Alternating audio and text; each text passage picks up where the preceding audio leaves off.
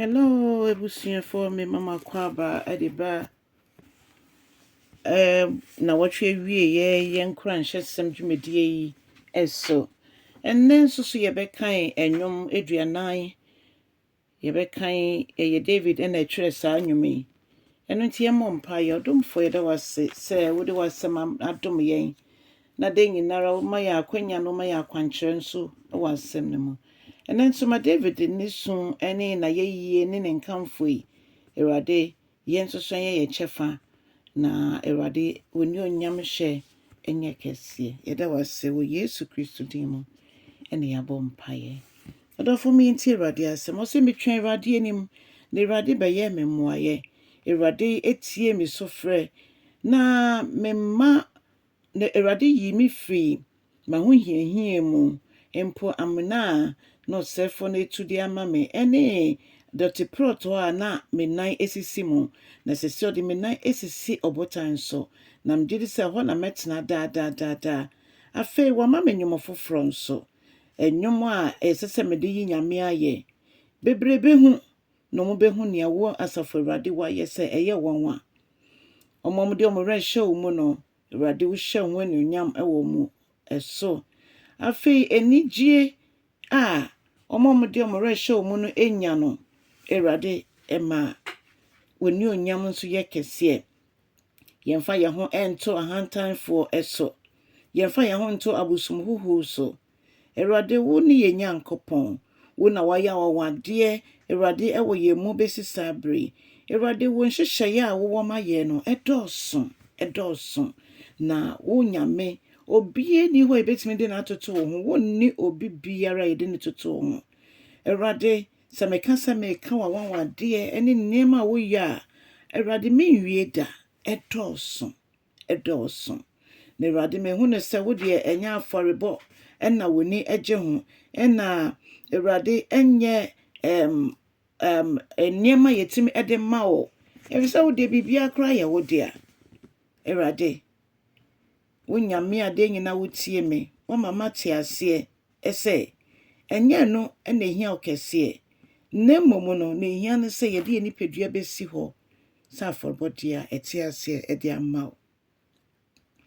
Erade ne senti maba sama wasam a wode dom wo ma no Erade wasam a watwere Erade ya twere afa wo ho no Erade wo ma ya ye krado se ebebo ne dewuro ama manse nyina ate yeni gie ewo wo pemu na Erade wakwankyere mu ene wo mransam a wode watwere wo yakoma so no eno na yede ye ho to so Erade maka che nipa nyina se wobu atentene na esanso bu atentene no yem nyankopon nti no enya de a mesuro se mekasa ana mesuro se mebo wo ho nsempa no dewuro Erade wasempa no eno ena ede atentene eba eno nso na ewo makoma mu yi eno na ete makoma mu yi ni Erade maka wo nukradie ene se de wutumi etie na maka chiro bia se wo ye nyame a wo so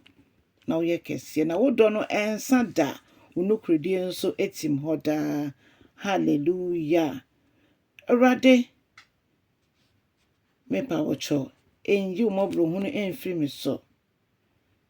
wo mobro hu ne wadom ene wo do na edoso no ma embo me hoda eban de nyinara afei aha ne amane atwa me ho ehia no edoso me boni Erade edoso na ama esi me kwan na Erade edoso chimitiri nyimpo na ama me makokodro kra ayira sana boni eye sana dwendwen ye sana niema ye onyankopon pe eye esi yen kwan Inti David yene ne ya adwen paibon ne se owura mesrew jime yentem jime na bra beboa me Erade omomo